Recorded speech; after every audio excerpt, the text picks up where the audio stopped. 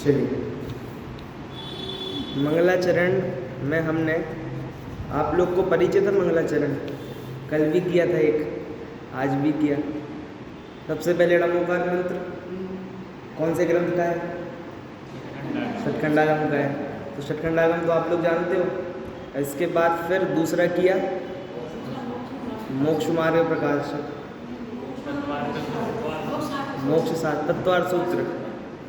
इसके दो मत हैं। तत्वार्थ सूत्र का मंगलाचरण है कि उसकी जो टीका है सर्वार्थ सिद्धि, उसका मंगलाचरण है।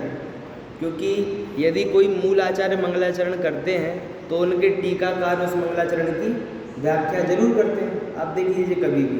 लेकिन तत्वार्थ सूत्र का जो मंगलाचरण है उसकी व्याख्या आचार्य पूज्यपाद ने सर्वार्थ सिद्धि नाम की टीका में नहीं की है। उनने आगे सीधा चालू किया है। तो ऐसे करके विद्वानों में दो मत हैं। कुछ कहते हैं तत्वार्थ सूत्र का मंगलाचरण है और कुछ कहते हैं टीका का मंगलाचरण है। क्योंकि टीकाकार जो स्वयं का मंगलाचरण करते हैं उसकी व्याख्या वो नहीं करते, लेकिन जो मूल ग्रंथकर्ता ने मंगलाचरण किया हो उसकी वो करते हैं। अच्छा, फिर कल हमने एक और तीसरे नंबर का जो श्लोक देखा था वो, और आज भी तीसरे नंबर का देखा वो। जो कल देखा था वो है षट्खंडागम की टीका। क्या नाम है?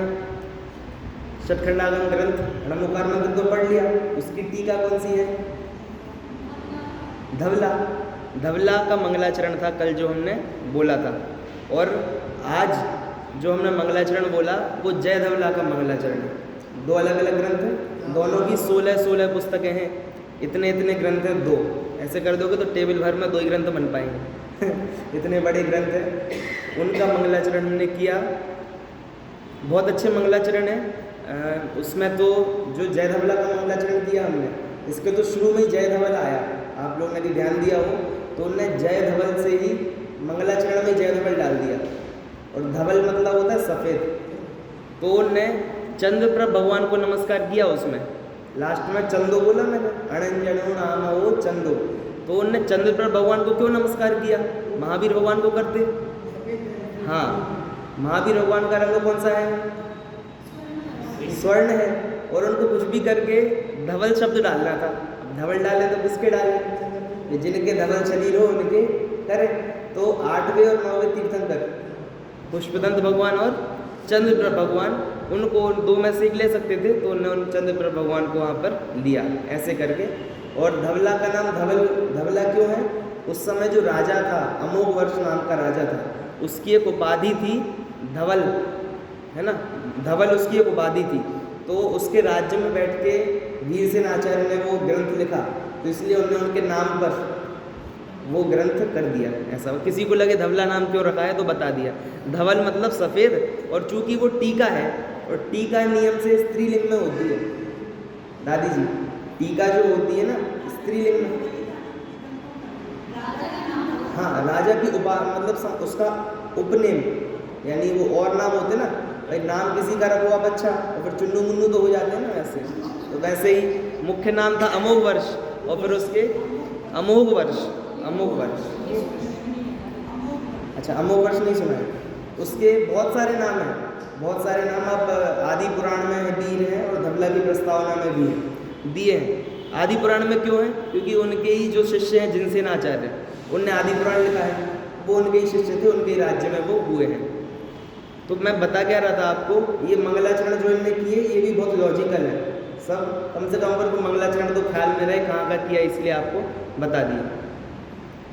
कल जो हमने चर्चा की थी उसमें आपको होमवर्क भी दिया था 4 बातें, वो तो पूछूंगा ही, पहले दोहरा लेते हैं। कल हमने क्या क्या देखा था कि पर्यायगत योग्यता मैटर करती है, यानी उसका अपने कल्याण में कुछ ना कुछ नहीं, बहुत कुछ समझिए। उपादान हम करते हैं, लेकिन एक कार्य के होने में भाई साहब आप लोग बताओ, एक कार्य हुआ उसमें उपादान होता है कि नहीं होता है? निमित्त होता है कि नहीं होता है? निमित्त के कितने % दोगे और उपादान के कितने % दोगे? निमित्त एक कार्य है, उसमें निमित्त के कितने % आप दोगे और उपादान के कितने दोगे? तो 200 हो गए, फिर हो गए 200। अरे भाई ऐसे करते 50-50 देते हैं, 50-50 नहीं है।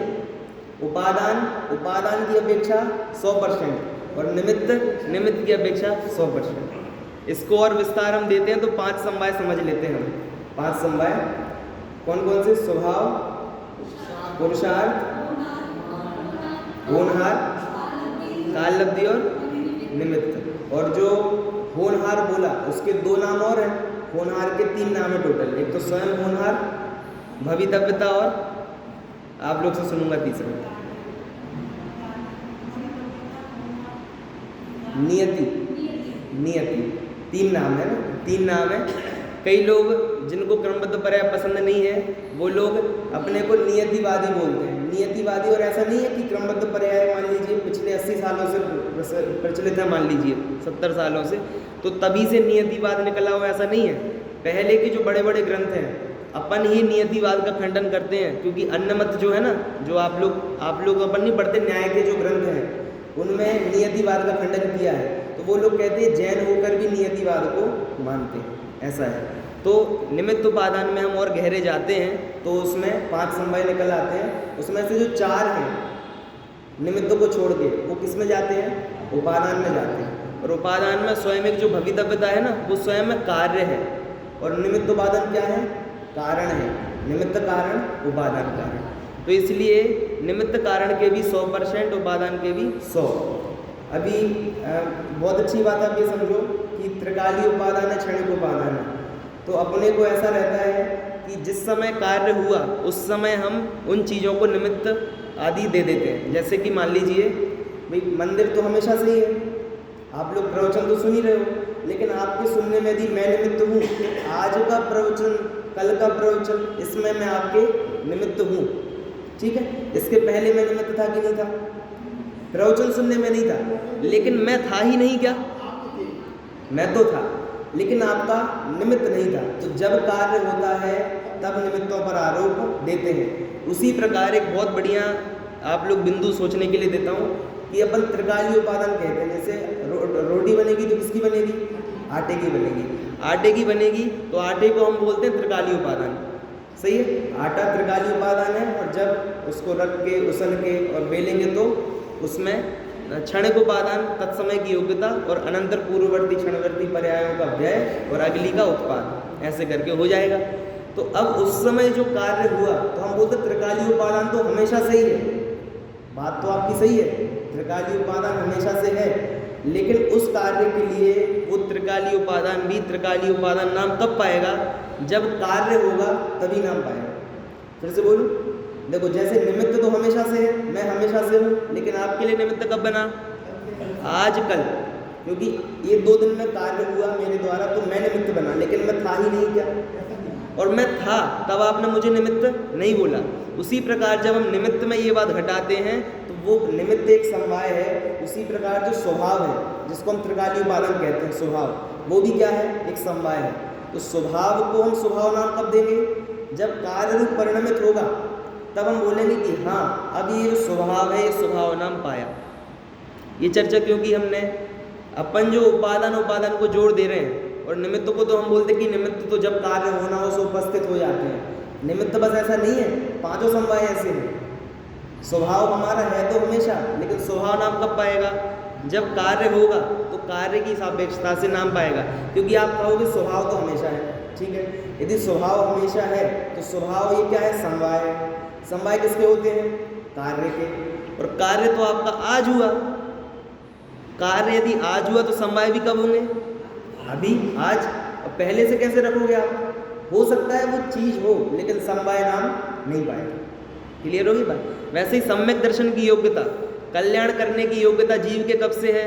हमेशा से ही है। इसको ही तो भव्यत्व शक्ति बोलते हैं हम। भव्य होना, पारिणामिक भाव है 3, उसमें जीवत्व, भव्यत्व, अभव्यत्व। तो भव्यत्व है तो हमेशा शक्ति रूप में, लेकिन नाम कब पाएगा? वो प्रकट होगा, कार्य रूप करेगा, तब हम बोलेंगे कि हाँ इसमें शक्ति है।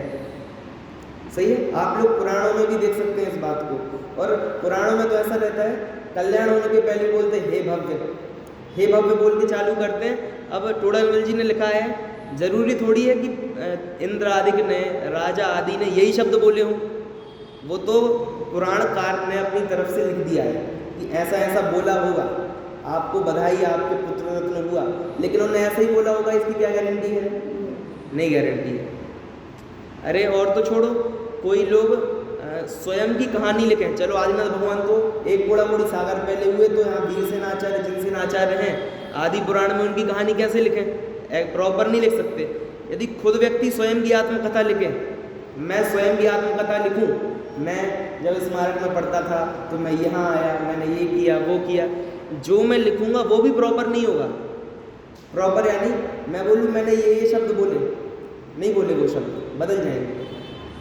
प्रवचन के बाद ही आप मेरे से पूछो, दोबारा वही प्रवचन रिपीट करो, हम बोलेंगे रिकॉर्ड है, इसको ऑन कर लो हमको नहीं पता, ऐसा रहता है। इसीलिए कल्याण में निमित्त और उपादान दोनों का महत्व है, ये हमने देखा था कल। निमित्त हमारे हाथ में है क्या? बताओ, नहीं है।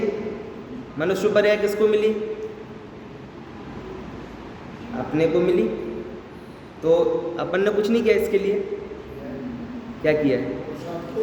पूर्व में कुछ किया है, तो फिर किया तो है ना। तो निमित्त सम्यक दर्शन मनुष्य पर्याय में हो सकता है, तो निमित्त जोड़ लिए ना हमने। पूछ रहा हूँ मैं, तो मैं अभी कुछ बता नहीं रहा हूँ। आप लोग वर्तमान भाव में कुछ नहीं किया, तो मतलब किया है हमने कुछ ना कुछ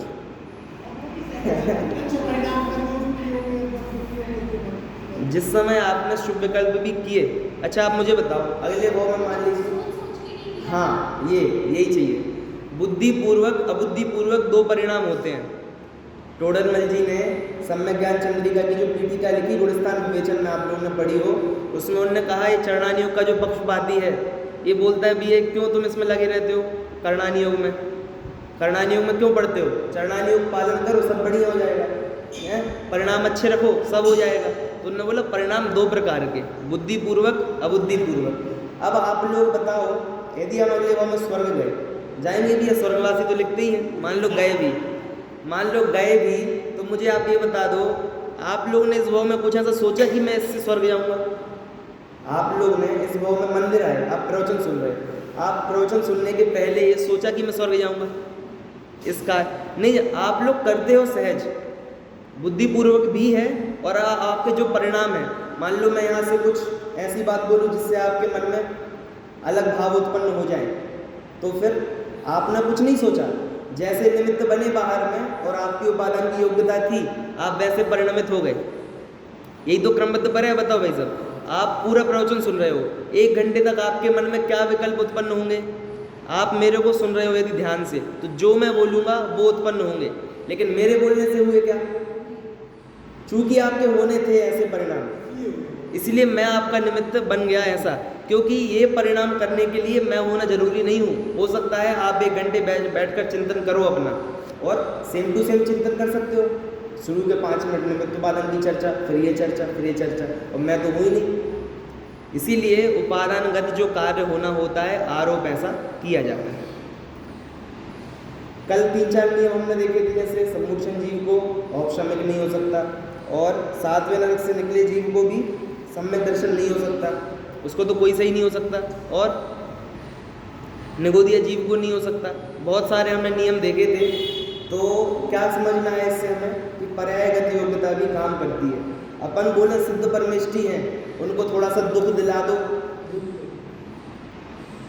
कई ऐसा प्रसंग बनता है जब करणानियों की क्लास लेते हैं, तो वो ऐसे बोलते हैं, ऐसा कैसे?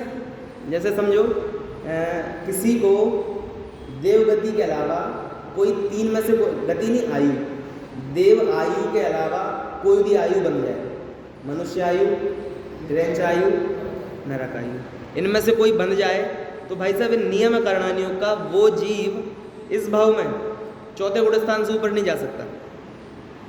4थे गुण स्थान से ऊपर आप नहीं जा सकते। ठीक बात है, सुना है ना? ये तो नहीं जा सकते। अब ये समझाते समय राजा श्रेणिक,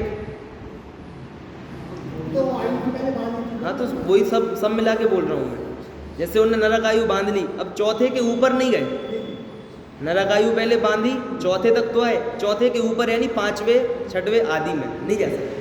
अब वो बोलते हैं ऐसा कैसे हो सकता है?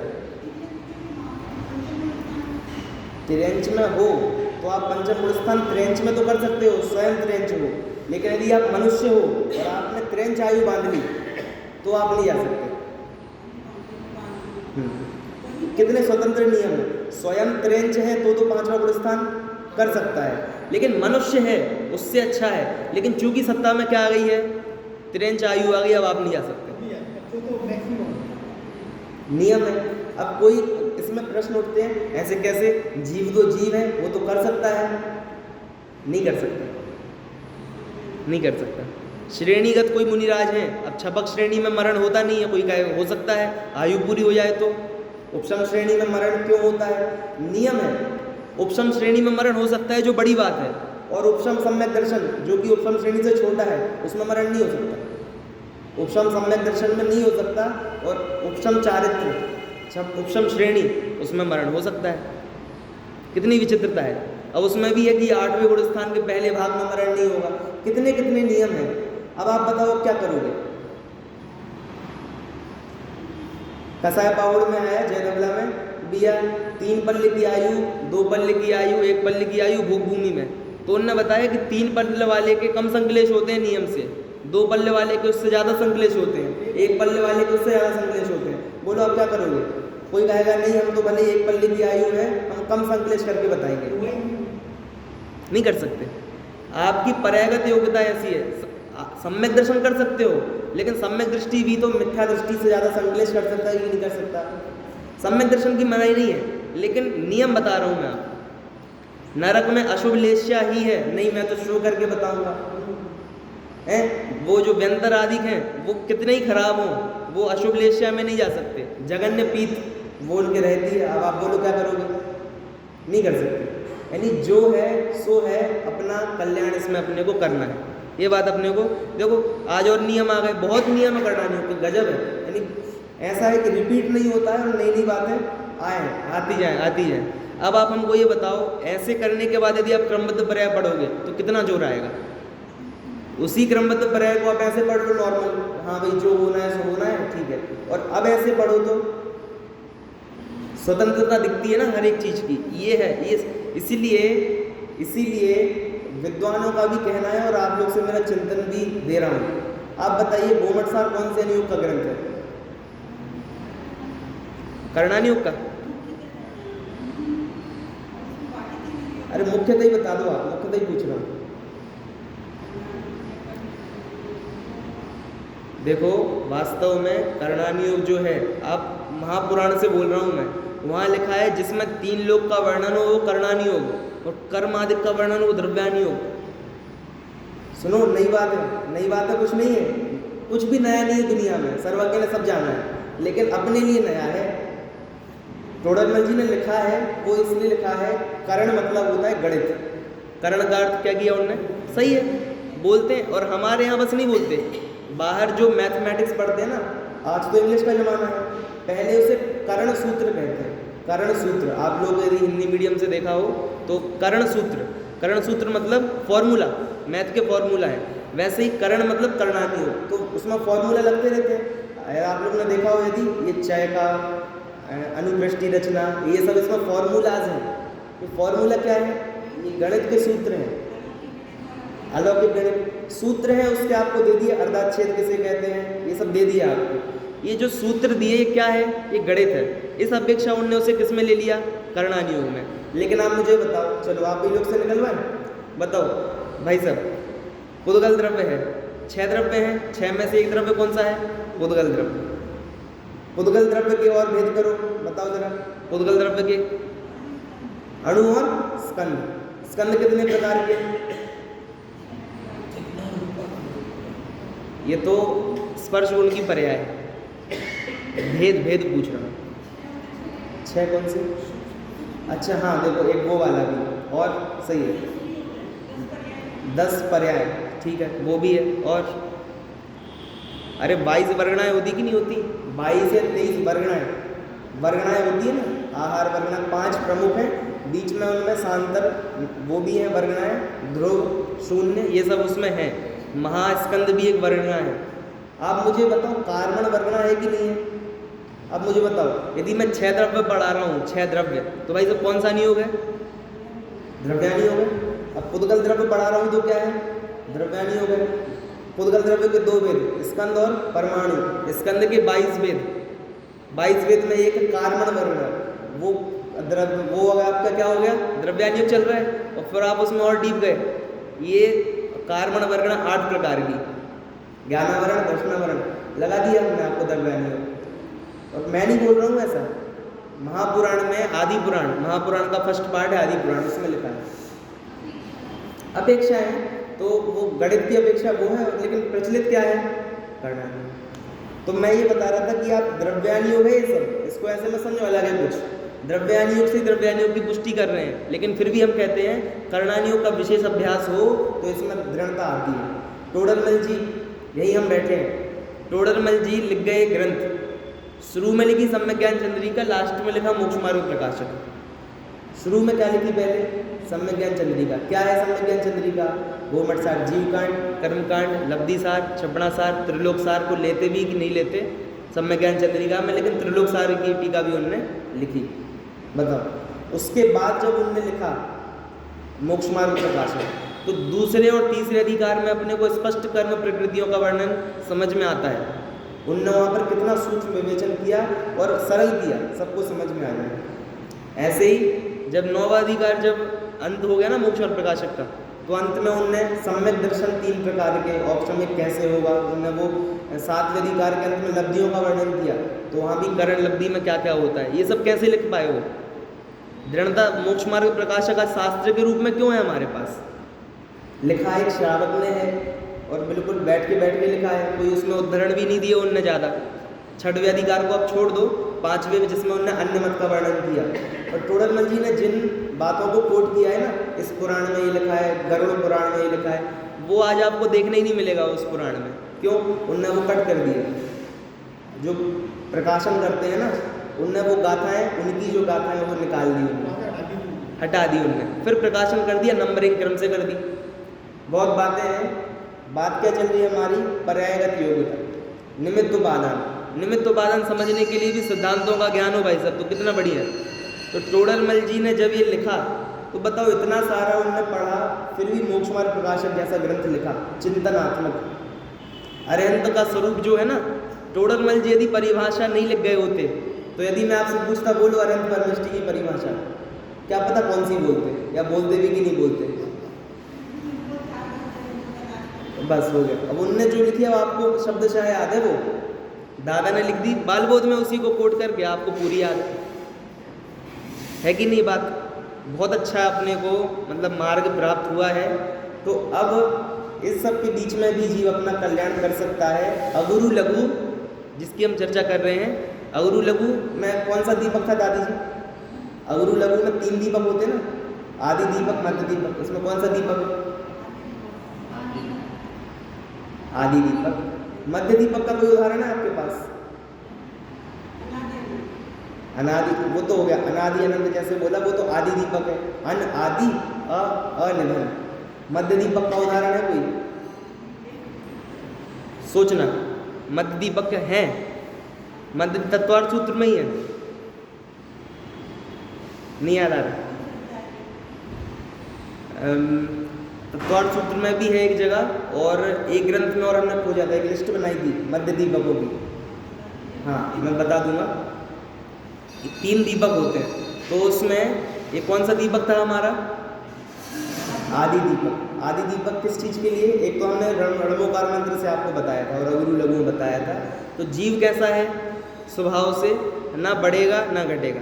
6वीं गाथा समय सार की, उसमें बोला प्रमत्त भी नहीं है, और तो यही तो है, यानी प्रमत्त दशा निचली अवस्था है और अप्रमत्त दशा ऊपर की है। तो कोई सोचे कि हम प्रमत्त हैं तो हम क्या हो गए? लघु हो गए, और अप्रमत्त हो गए तो गुरु हो गए, तो ऐसा नहीं है। क्यों? मम स्वरूप है सिद्ध समान। देखो आप सच्ची में विचार करना भाई साहब, अपन ने ये बात बोली, आपको लगा ऐसा? हमने आपको बोल दिया मम स्वरूप है सिद्ध समान, और मैंने आज 2 वाक्य बोले मम स्वरूप, आपने बोला सिद्ध समान। याद है कि नहीं? लगता है क्या अपने को? दिन भर ना लगे, चलो 23 घंटे कोई बात नहीं, अब बोल ही रहे हैं अपन। श्रद्धान, अरे श्रद्धान तो भाई साहब अभी मैं पूछ ही नहीं रहा, अभी तो मैं ये पूछ रहा विकल्पात्मक भी लगता है क्या?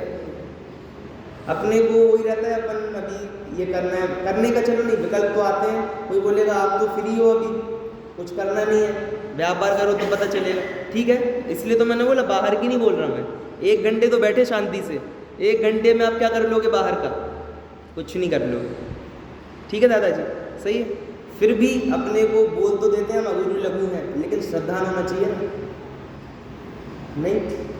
अरे मैंने अभी सिद्धांत ग्रंथों की महिमा गाई 5-10 मिनट। यदि सिद्धांत ग्रंथों का ज्ञान ना भी हो ज्ञान, लेकिन यदि अपने को उनके बिना भी ऐसा श्रद्धान हो जाए, क्या हो जाए कि वास्तव में सिद्ध जैसे हैं हम, तो ज़्यादा सार्थक है, वो ज़्यादा सार्थक है। और इतना सारा पढ़ पढ़ा के भी यदि नहीं हो रहा है तो वो बहुत सार्थक नहीं है। सार्थक का मतलब समझते हैं? सार्थक, अर्थ यानी क्या होता है? डोरकमल जी ने लिखा है प्रयोजन। प्रयोजन कहाँ घटित हुआ? प्रयोजन के सहित नहीं है। और सार्थक का मतलब करने वाला, पाठक, पाठ करने वाला, तो अर्थ को करने वाला नहीं है। यानी आपका जो ज्ञान है वो अर्थ यानी प्रयोजन को उत्पन्न करने वाला नहीं है। लेकिन यदि बिना उसके भी आपको हो सकता है, बहुत अच्छी बात है। जिसको जैसे हो जाए, कोई उसमें ज़बरदस्ती अपने को नहीं है। क्या है मुख्य काम अपना? लग रहा है अपने को सिद्ध जैसा। अपने को कोई बोले आप सिद्ध हो, तो अपने को ऐसा लगता है क्या बोल रहे हो। आज की तारीख में भी अपने को ऐसा लगता है, गंभीर होना चाहिए उस समय। सिद्ध बोला ना तो लगना चाहिए हाँ, ये जैसे मैं आपसे दादी जी बोलूँ तो अपने को कैसा लगता है? हाँ भैया अपन तो दादी सही है, लगता है कि अपन दादी हैं। किसी को बोले भाई, किसी को बोले भाई साहब, अनेक अनेक प्रकार के लोग बैठे एज से बोला आपको, अरे कई की दादी हो, जरा बताओ कितनी पुरानी हो आप, कितनी पुरानी हो?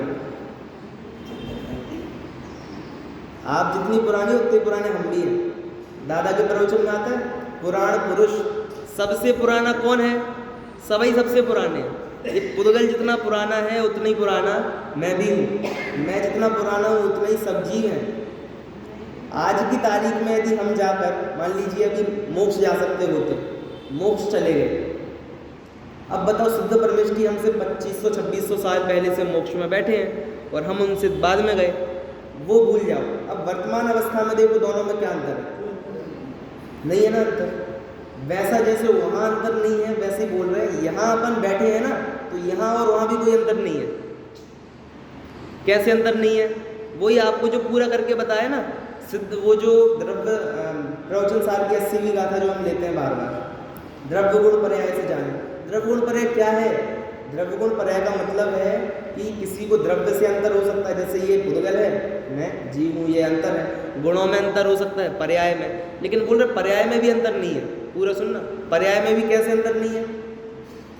पर्याय सामान्य जो है वो उनके पलट रही है और अपने भी पर्याय सामान्य बदल रही है। अब औदैहिक भाव है जो अलग कर रहे हैं दादी, उनमें और अपने में अंतर क्या पड़ रहा है? उनके औदैहिक भाव 0 और अपने औदैहिक भाव 21 बताए हैं, कायदे से हैं असंख्यात लोक प्रमाण। पहला जैसे 21 है, 21 में पहला कौन सा है? गति है। जैसे तो गति अपन सब मनुष्य गति के है कि नहीं है, लेकिन आपकी मनुष्य गति अलग है। सुनना, आपकी मनुष्य गति भाई सब अलग है। क्यों अलग है? कैसे अलग है? सबके औदैहिक भाव अलग अलग हैं, आपके जो परिणाम हैं वो अलग ही प्रकार के चलते हैं। और आप भाई 10 साल पहले आपकी जो विचारधारा थी वो अलग चलती है, बदल जाती ना। अपने ही असंख्यात लोक प्रमाण प्रकार के विकल्प हैं और सब मनुष्य गति जन्य हैं, मनुष्य गति जन्य। यही आप यदि मनुष्य नहीं होते तो आपको ये विकल्प नहीं होते। यदि आप देव होते तो आपको कभी नहीं लगता चलो भैया आप अपने को भोजन बनाना है, ये मनुष्य गति वाला करेगा। देव को तो क्या है, जितने सागरों की आयु है उतने 1000 वर्ष में उनके बिछड़ जाएगा। 33 सागर की आयु है तो 33,000 वर्ष में उनके शुदा का विकल्प कहो, जो भी कहो, उनके अमृत संतुष्टि हो जाती है। क्या कहो, जो शुदा कर्म असादा वेदनीय है, तत्संबंधी उसके सादा संबंधी उनकी उदीर्णा हो जाती है, तो उनके क्या हो जाता है, तत्संबंधी जो विकल्प है वह समाप्त हो जाता है। मतलब ये है, अपन सब अलग है, ऐसे सब अलग है, और जो अलग अलग है ना वे हम नहीं है भाई साहब। अपने में जो अलग अलग है ना वो अपन है ही नहीं, जो अपने में कॉमन है वो है हम। क्या है हम कॉमन?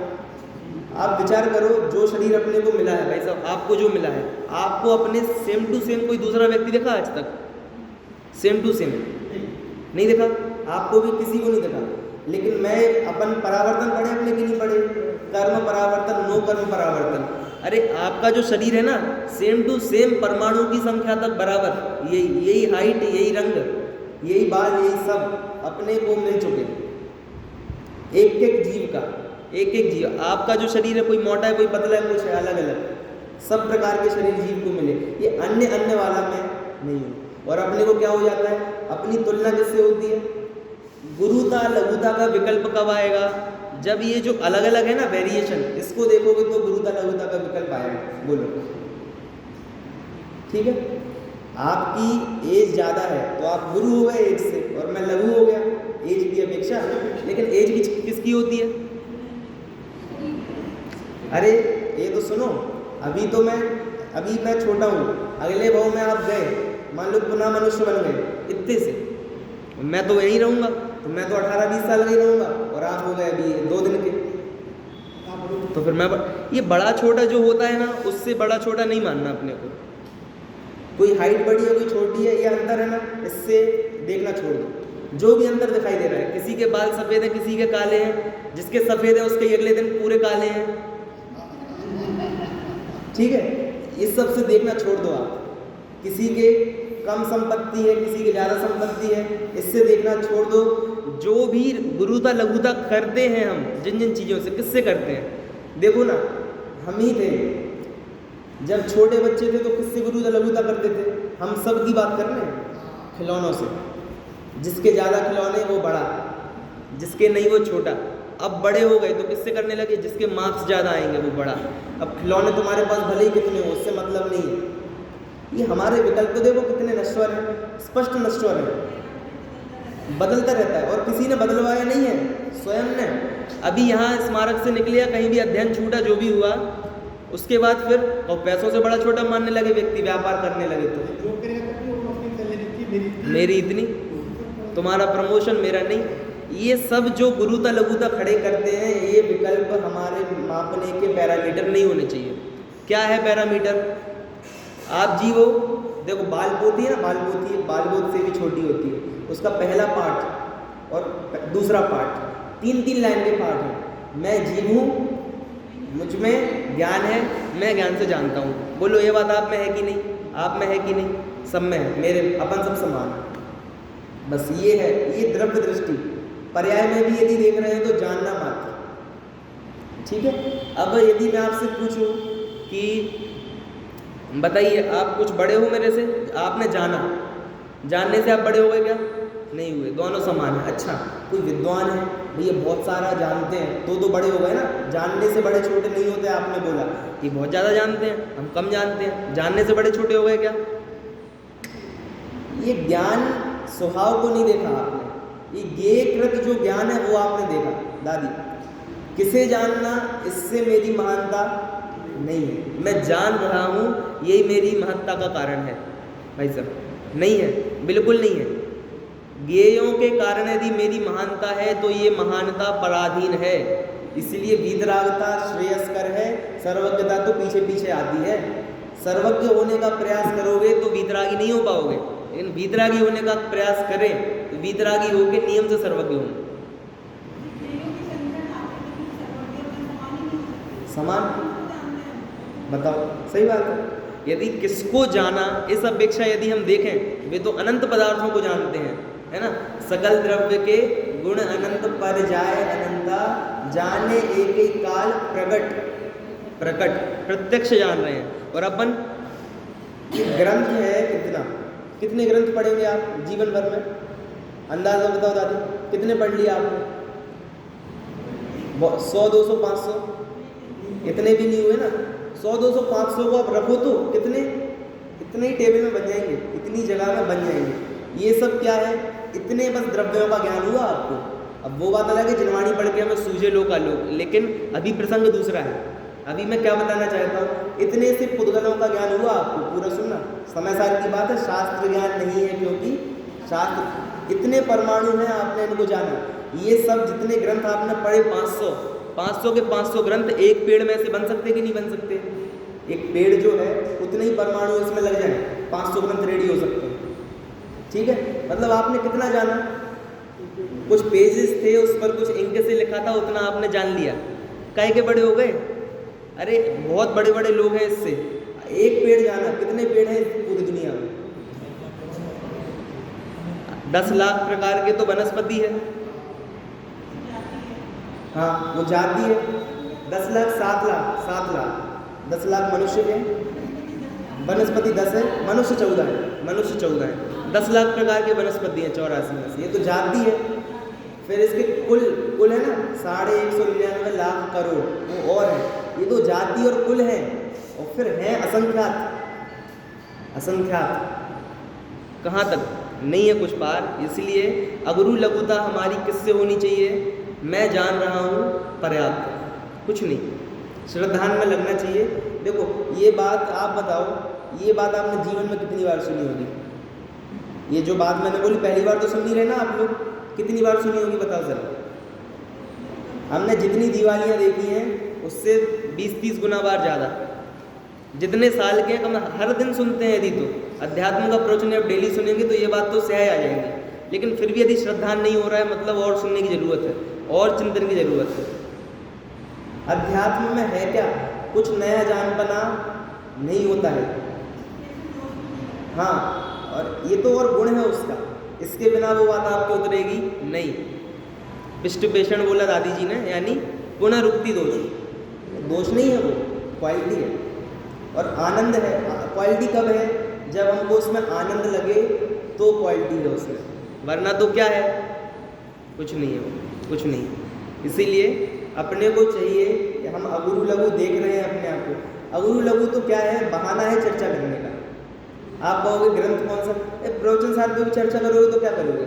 उनने बोला पज्जय मूढ़ा परसम है, एक गाथा आपकी चल रही है, पर्याय मत देखो। पर्याय में ही तो छोटे बड़े हैं, तो बस छोटे बड़े मत देखो, यही तो अगुरु लघु है। कहीं से भी दादा बोलते ना क्रमबद्ध पर्याय के प्रवचन में, कोई सा भी ग्रंथ ले आओ, कोई सी भी लाइन ले आओ, क्रमबद्ध पर्याय। अरे पूरा जनागम ऐसा ही है, करणानी योग में क्रमबद्ध पर्याय जहाँ चाहे दिख जाएगी आपको, हर लाइन में। ऐसे अगुरु लघुता भी आपके कहीं भी मिल जाएगी। वो बोले पर्याय में मत देखो, आपको निकालना आना चाहिए, बस निकालना आना चाहिए। टोडरमल जी को 8वां अध्याय क्यों लिखना पड़ा कि ग्रंथ कैसे पढ़े? मतलब 7 अध्याय आपने लिख दिए और उसके बाद आप हमको ये बताओगे कि ग्रंथ कैसे पढ़े। वाह, ठीक है, लेकिन मैं क्या बताना चाहता हूँ इससे, ग्रंथ कैसे पढ़ना ये भी हमको अभी सीखना है। कौन सा अनुयोग कैसे पढ़ना, कैसे निकालना उसमें से मूल बात, ये हमारे पास है। ग्रंथों को समझने की पद्धति, ग्रंथों को समझने की पद्धति समझो पहले, फिर ग्रंथ समझे, फिर तो आत्मा समझे। ये पूरे हमारे लेवल से। अब हमारे 5 मिनट बाकी हैं, आप लोग से होमवर्क पूछ लेते हैं। होमवर्क लास्ट में ही तो पूछते हैं होमवर्क। बताइए भैया, पहले तो 4 बातें बता दो, किस किस ने किया, सोचा किया आपने कि नहीं किया? जिसने नहीं किया उससे हम केवल अभी क्वेश्चन पूछ लेते हैं, और जिसने किया होगा उससे आंसर पूछ ले। चलो बोल, अब भाई साहब आप बोल रहे 4 जोड़े। हाँ, शुभ अशुभ, तीव्र कषाय में पुण्य पाप। जो साता है उसको सुख दुख भी आप बोल सकते हो, है ना। 5वां भंग उसको अलग से नहीं बनाया, क्योंकि सोचा था 5वां बना दूं, लेकिन सुख दुख किस में जाएगा? साता। चलो अब बता रहे हैं आप लोग, 4 तो अलग अलग हो गए। अब मैं पूछ रहा हूँ, आप वो बताना, साता में और पुण्य में क्या अंतर है? साता में से साता ले लिया, पुण्य पाप में से पुण्य ले लिया, क्या अंतर?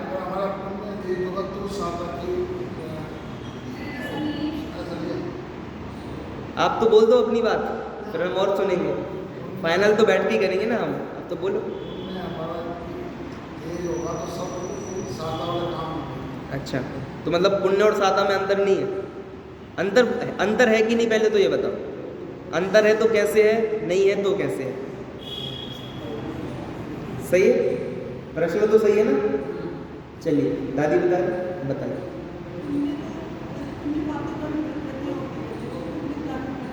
हाँ, 7 है, ठीक है। हाँ, प्रकृतियाँ, ठीक है। आप कुछ कहते हैं?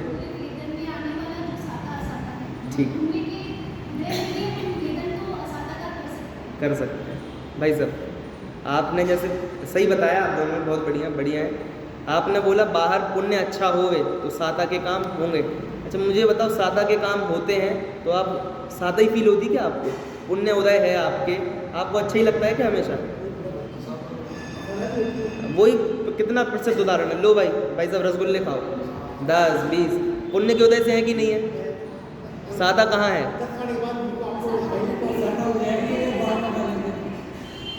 यानी आपके फील करने पर है, फील करने पर। यदि हो सकता है आपने भोजन किया हो तो आपके 5 में ही असाता लगने लगे, और नहीं किया हो तो 10 में। फिर तो वो जो 5 का डिफरेंस पड़ा वो कैसे पड़ा? चीज़ तो पुण्य ही चल रहा है ना भाई। रसगुल्ले किसको मिलते, कहाँ मिलते हैं, किसे मिलते हैं? मिले यदि आपको पुण्य से। इसीलिए ये कहना चाहता हूँ मैं कि सुनिए, पुण्य पाप क्या है? साता का वैसे ही वो है कि जीव विपाकी पुद्गल विपाकी किस पर असर दिखाएगी, चर्चा का विषय है, उसको हम बाद में उस पर 1 घंटे अलग से बोला जा सकता है। लेकिन एक मोटा समझ लो कि शुभ अपन ने लिया साता असाता, तो फील करने पर है। हो सकता है आपके जैसे नरकों में भी साता होती कि नहीं होती? कदाचित होती है ना भाई। साता असाता के जो उदय हैं अंतर्मूर्त के हैं। और जैसे मान लीजिए वहाँ तो ऐसा है, कसाय पावड़ में आया, 7वें नरक के नारकियों के हाथ से रति होती है, एक साथ उदय में आती है। अरति शोक एक साथ उदय में आती है। जिसके हाथ से आ रही है उसके शोक नहीं आएगा, ऐसा है। अंतर्मूर्त में बदलते हैं ये। नरकों में 33 सागर तक हो सकता है कि अरति और शोक का ही उदय चले। ऐसा अपने यहाँ नहीं है, ऐसा वहाँ है, परैगति योग्यता पर है। लेकिन फिर भी उस व्यक्ति के साता का उदय आ सकता है कि नहीं आ सकता? अरति शोक का उदय आए लेकिन साता का उदय भी आए, कोई दिक्कत नहीं है उसमें, नहीं। अरे कई लोगों को ऐसा होता है ना, रोने में मजा आने लगता है। बच्चे जो होते हैं ना, उनको रोने में ही मजा आने लगता है।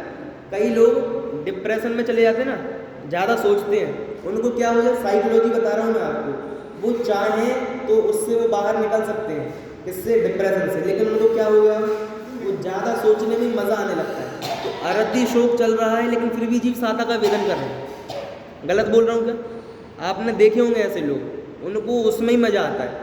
वो चाहें तो उसको नॉर्मल देख सकते हैं, लेकिन वो बाल की खाल जब तक नहीं निकालेंगे और जो उससे दुखी नहीं होंगे तब तक उनको मज़ा नहीं आएगा। उस व्यक्ति को दुखी होने का मज़ा है भाई साहब।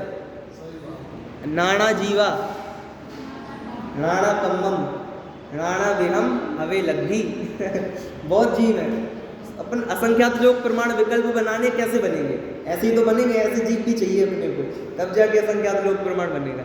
तो क्या समझ में आया कि साता और पुण्य, इसमें अपन ने अंदर देखा। अच्छा, शुभ और पुण्य, दूसरा क्या था, शुभ अशुभ और पुण्य पाप, इसमें अंतर बताना है। शुभ अशुभ पुण्य पाप बता रहे हैं। शुभ भाव होते हैं, तो ये बताओ कि शुभ भाव करने से पुण्य बनता है और अशुभ भाव करने से पाप बनता है, ऐसा ही है कि कुछ और भी है? कारण कार्य संबंध समझते ना आप लोग, तो शुभ परिणाम हो गए अपने मतलब कार्य और कारण, और उसमें पुण्य बंधन, ये हो गया कार्य। ऐसा है क्या? ऐसा है, चलो आपने कहा है। आप यहाँ से कुछ सीधा तो है, सीधी लड़की, ठीक है। शुभ पुण्यस्या अशुभ पाप, सही बात है, गलत नहीं बोला आप लोगों ने। लेकिन उसमें क्या है, टीका पढ़ो उसकी सर्वार्थ सिद्धि, वहाँ बोला शुभ योग पुण्य का कारण है, सही बात है, और अशुभ योग पाप का कारण है। लेकिन कोई ऐसा माने, देखो ये तो मैंने बंधन का कारण बोला, शुभ परिणाम करोगे तो पुण्य बंद होगा, अशुभ करोगे तो, लेकिन वहाँ शुभ क्या, आपने तो बोला परिणाम, लेकिन आचार्य देव ने, पूज्यपाल आचार्य ने बोला शुभ योग, शुभ योग करना शुभ का कारण है और अशुभ योग अशुभ का कारण है। पूरी बात सुनना, शुभ परिणाम जो आपने किए ना वही शुभ के कारण है और अशुभ योग किया वही अशुभ परिणाम का कारण है। यदि आप ऐसा बोलो कि यदि हमारे शुभ परिणाम पुण्य का कारण है तो पाप तो हमेशा ही बनता है। ज्ञानावरण निरंतर बंदी प्रकृति है, ऐसा अपन अपनी तरफ से नहीं बोल रहे, मूल टीका में लिखा है। ज्ञानावरण क्या है? निरंतर बंदी। कितनी प्रकृतियां हैं निरंतर बनती हैं? 47 प्रकृतियां हैं ऐसी जो निरंतर बनती रहती है ना। मतलब टोटल उपाधियाँ की बस नहीं है उसमें, लेकिन और भी हैं जो नाम कर्म की, जैसे 23 कार्बन है वो भी उसमें जुड़ती हैं और कुछ यहाँ से कम भी होती हैं। जैसे मान लीजिए वो हास्यादिक हमेशा नहीं बनती है, हाँ ऐसा है ना। भय जुगुप्सा हमेशा बनती है लेकिन और नहीं बनती है। तो मोहिनी की 19 है, ज्ञानावरण की 5 है, दर्शनावरण की उसमें 9 है और अंतराय की उसमें 5, यानी ज्ञानावरण दर्शनावरण अंतराय पूरा पूरा, और मोहिनी की 19, तो 19 हो गई 38 और उसमें 9 जोड़ना नाम कर्म की, तो 47 प्रकृतियाँ। इनमें से घातियाँ कितनी? 19 38 कर्म कैसे हो गए? मिनिमम 38 पाप। पूजन करोगे तो भी बनेंगे, सम्यक दर्शन करोगे आत्मानुभूति करते समय तो भी बनेंगे, 10वें गुण स्थान की शुरुआत में ही बनेंगे। तो इसीलिए जो शुभ का कारण हो, यदि आप बोलोगे कि मैं शुभ भाव कर रहा हूँ पुण्य के कारण को, तो ऐसा तो कभी नहीं बन पाएगा। इसीलिए आपका जो शुभ योग है ना वही आपके शुभ परिणाम है। उनने ऐसा दिया पूज्यपाल आचार्य ने। इसलिए जिससे पुण्य बंधे वो शुभ, जिससे पाप बंधे वो अशुभ, ये परिभाषा कैंसिल कर दीजिए, ठीक है? नहीं, अरे पाप तो हमेशा बन ही रहा है, फिर आप शुभ परिणाम कब करोगे? नहीं ठीक है, जो वहाँ था वो मैंने आपको बताया, अनुभागों में अंतर पड़ेगा, ठीक है? मोटा मोटा अपने को समझ में आया अंतर। लास्ट है मेन चीज, तीव्र कषाय मंद कषाय और शुभ और अशुभ में अंतर। बोलो भाई साहब, तीव्र कषाय मंद कषाय, शुभ परिणाम अशुभ परिणाम, इनमें अंतर।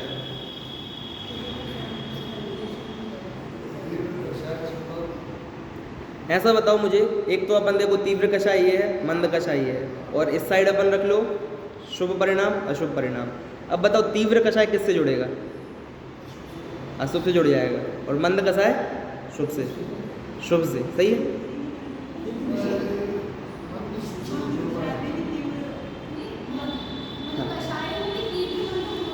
हाँ हाँ भाई साहब, दोनों में लगेगा। शुभ परिणाम जो हैं वो तीव्र कषाय में भी लगेंगे, मंद कषाय में भी लगेंगे, सुनना पूरी बात। और अशुभ भी तीव्र और मंद। तीव्र मंद क्या है? तीव्र मंद आपके वेग है, कितनी जोर से हो रहा है। कभी पूजन का परिणाम ठीक है कर रहे हैं, ये आपकी मंद कषाय के कारण। मंद कषाय अपन समझते अच्छी बात है, सुनो, मंद कषाय वाला आपको शुभ परिणाम है। और किसी दिन बहुत भक्ति आई अपने को, ऐसा मन हुआ कि लोग नहीं होते ना तो हम तो नाच ही लेते, शर्म नहीं होती तो नाच ही लेते, कई लोग नाच भी लेते, तो वो क्या हो गया अपना, ये तीव्र कषाय। हाँ वही, तो ये क्या है? ये तीव्र कषाय। और अशुभ कार्य भी हम करते कि नहीं करते, लेकिन कई बार लगता चलो ठीक है अब कर दो, तो ये अशुभ की मंद कषाय है। और कई बार लगे के करते, हाँ मज़ा आ रहा है, अशुभ कार्य करने में बिल्कुल बोलते ना रौद्र ध्यान, कौन सा?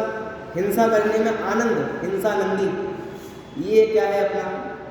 ये तीव्र कषाय अशुभ में। इसीलिए आप तीव्र कषाय को इससे मत जोड़ना, ठीक है? अपने को हाँ, तीव्र है वो शुभ और अशुभ दोनों से, और अपना मंद है वो भी शुभ और अशुभ दोनों से। ये हो गया। तो सादा सादा में, सादा का शुभ में क्या अंतर है? सादा का क्या था एक और? साता शुभ और पुण्य पाप। साता का पुण्य से क्या है वो भी हमने देखा। थोड़ा और देखो, एक काम करना, 4 बातें यहाँ लिखना, 4 बातें यहाँ लिखना, एक एक से इसकी जोड़ी मिला के विचार करना। तभी तो हमने ज़्यादा नहीं किया, हमने समय हमारा ऊपर वैसे ही हो गया है, थोड़ी चर्चा हमने की इसकी। आपको अंदर समझ में आ गया ये चर्चा क्यों की है? ये चर्चा होमवर्क क्यों दिया था कि साता हो असाता हो, पुण्य बंधे चाहे पाप बंधे, शुभ हो चाहे दुख हो, तीव्र कषाय हो चाहे मंद कषाय हो, जीव कैसा रहता है? जीव जानता है, जीव का मूल स्वभाव क्या है? जानना है तो अपन जानने पर फोकस करें मेन तो। और आप ध्यान किया आप लोगों ने, ध्यान तो करते ही ना आप लोग। ध्यान करने में क्या सोचते हो, ज़रा बताओ हमको, क्या सोचते हैं अपन? ये तो कहाँ जाते हैं, जिनके ध्यान होता है वो तो दादी जी अपन तो करते होंगे ना। आत्मानुभूति होगी क्या है, उस समय ये फोकस करें हम, जानना सामान्य, वो चित्त सामान्य, सामान्य बस नहीं, अभय जी बहुत जोर देते हैं, सामान्य बस नहीं, सामान्य में सब गुण आ गए, चित्त सामान्य, जानने सामान्य पर दृष्टि दो, जानना, जानना, जानना, किसको जानना, जानने वाले को जानना, जानो भावो, यही बोला ना आपने, बस यही है अपना मूल मंत्र, और कोई मंत्र। ये गाथा फेमस क्यों है, ऐसे नहीं है कि अपन ने फेमस कर दी है, उनमें है वो बात, चिंतन करने वालों ने सोचा ये बहुत अच्छी गाथा है इसलिए प्रचलित है। एक एक गाथा ऐसी है जनागम में, एक एक सिद्धांत ऐसा है, इन पर अमल करें तो अपने को सहज सुख शांति प्राप्त सहज रूप से हो जाएगी। तो इस विषय का गोलन करें और होमवर्क अब आप लोग और करो, उसको और विचार करो। ये विचार करके भी कहाँ जाना है अपने को, यही नहीं अटकना है, इन दोनों से मैं भिन्न हूँ।